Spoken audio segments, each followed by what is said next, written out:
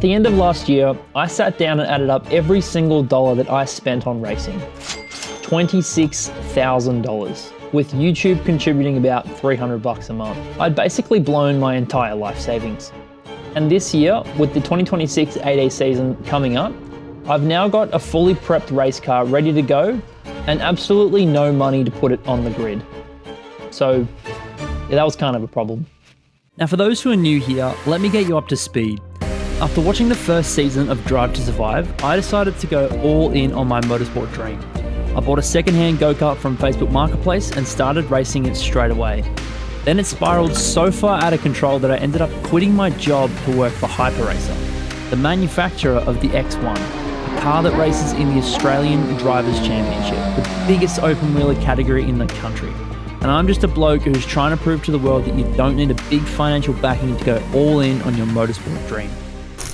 So last year I raced the full 8AC campaign and spent literally my entire life savings for a P9 in the championship and an engine that was left with a rod hanging out the side of it.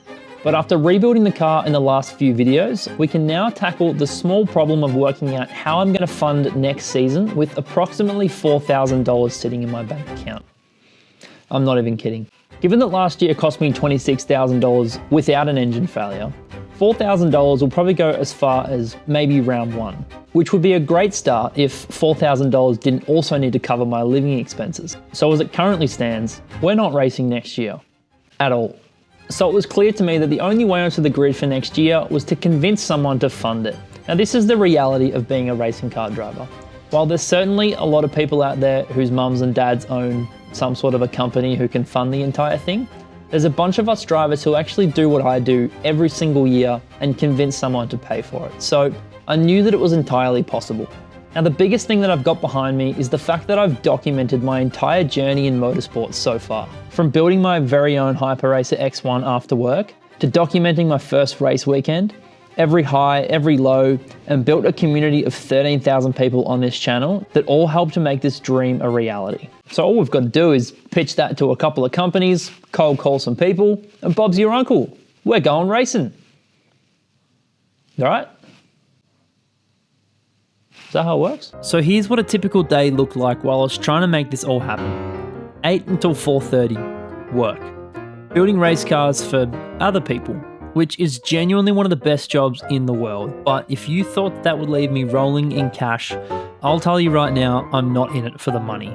After work, I get the train home, which is about as fun as it sounds. And by 6 o'clock, I'm back at the desk. Scripting, filming, editing. It always felt like editing. It's just always more editing to do. Oh my God! In between all this, I was cold calling companies trying to find sponsors. The pitch was simple. I've got a race car, 13,000 people to watch me race it. I'll put your logo on it and I'll make videos about you. Turns out most companies aren't exactly lining up for that. Yeah, this isn't really something that we're interested in, mate. Yeah, I'm not really sure we can make that work. Mate, you can genuinely f*** off. The fuck? Okay, I may have made that last one up.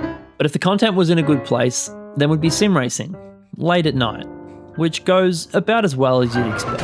Mate, do you have any brain cells on it? That's been my life every week for an entire year. And there's nothing more fun than building race cars and making videos about my motorsport journey. But it certainly has its days, especially when you've got no money to fund next season. You do start to wonder if it's even worth it or if it's even really going anywhere. But somewhere in the middle of all that, something started to shift. It turns out when you publicly document your entire motorsport journey, people notice, including people that I wasn't really expecting to hear from. This is Ignacio, but we call him Iggy, and he runs Carbon Racing, a team that fields X1s in the Australian Drivers' Championship. We've been racing in the same championship last year, and he'd actually been watching the channel. He reached out to me saying he wanted me under the Carbon Racing banner while making content about it, and even floated the idea of paying for my entry fees. Do you mean like a sponsorship? Yeah, like a sponsorship. Now I'd love to tell you that opportunities like this come from grinding in the ways that you'd expect. Cold calling the right person and getting that perfect pitch. But Iggy came to me, and at first, it kind of seemed all a little bit too easy. But then I thought about it, and a normal week for me is work, film, edit, sim racing, and a little bit of sleep somewhere in there. But most weekends are just me and a Premiere Pro timeline and a few too many cans of White Monster. And I've been doing that for well over a year. Every race weekend documented, every failure, every spin, every time I nearly couldn't get the car on the grid. Without realizing it, my entire life had been working to provide value to sponsors so that we could go racing. So we got on a few calls, went back and forth, and got a contract written up. And now my entry fees were covered. And Pakelo Lubricants would be the title sponsor of the season, and the car would go red. And now I wasn't allowed to leave the house unless I had a Pakelo cap on my head. Iggy also wanted the naming rights to my firstborn, but I was able to negotiate that one down to letting him pick from a list of approved names, but still in ongoing negotiation, so we'll see how that one turns out. So the deal was done. With Carbon Racing and Pakelo Lubricants as the title sponsor, we're finally racing. Except, yeah, we're kind of not. Now we've got our entry fees covered, which is amazing, but there's almost no point in entering a round unless we've got tyres to race on. then something completely unexpected happened. I got a new Patreon supporter, which, if you didn't know, for $5 a month you can get your name on my race car. And this bloke pledged $30. I couldn't believe it. And then I read the message that he sent me.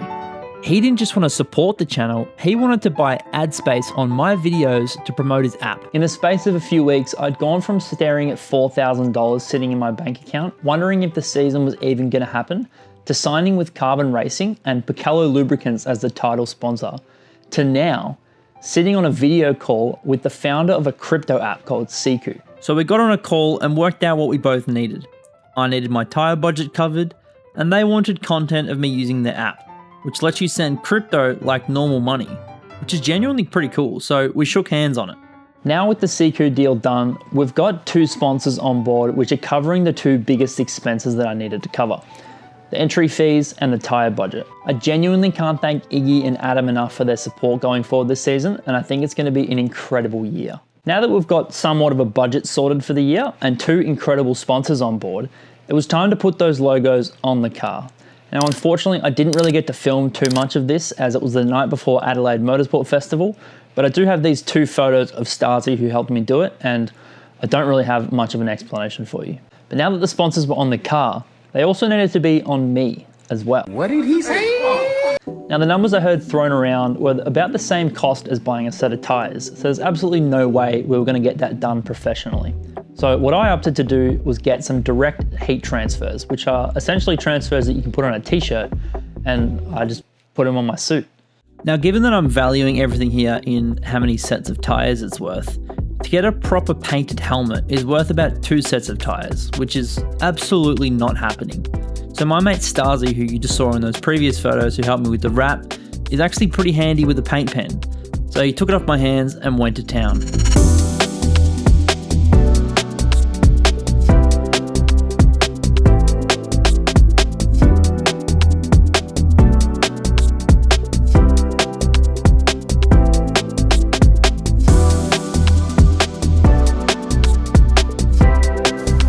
Once that was done, I was able to put 8 layers of clear coat on top of it to seal the deal. And now we had a fully painted custom helmet. I lost my mum to melanoma cancer a few years ago, so we put the melanoma ribbon on the top of the helmet as a tribute to her, and I think it turned out awesome. I decided that I was going to reveal the car and the new livery at the Adelaide Motorsport Festival. They'd invited me and one other X1 driver to attend. Now, for context, the AMF is basically the Goodwood of Australia. Valtteri Bottas, Mika Hakkinen, Rob Dahm and Mad Mike were all going to be there, and so was I.